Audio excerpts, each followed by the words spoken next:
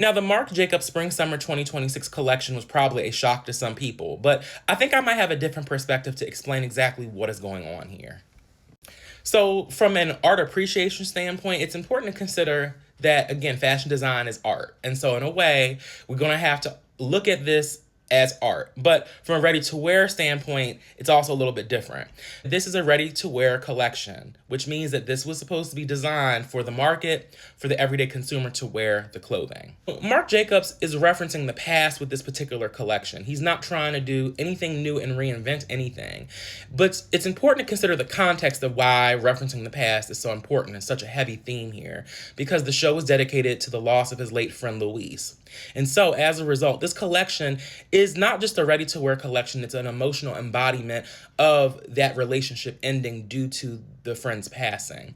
And when we talk about reference to memory, the clothing itself harkens back to the 90s. It harkens back to a time when straight lines and the ideology of flattering the figure of the model, letting the clothes just be the clothes, was something that was very prevalent. And if you don't know, well, I'm going to show you an example. Marc Jacobs, referencing the past, directly looks back to 90s fashion here. So here we see Naomi Campbell wearing Prada Spring-Summer 1996 ready to wear. And again, it looks kind of similar to the silhouettes that we see walking on this particular runway. And again, we're looking at Prada Spring-Summer 1996. Again, noticing that it has a very similar motif to what we see here. From an artistic perspective, I do understand the direction that Marc Jacobs was trying to go in referencing the past.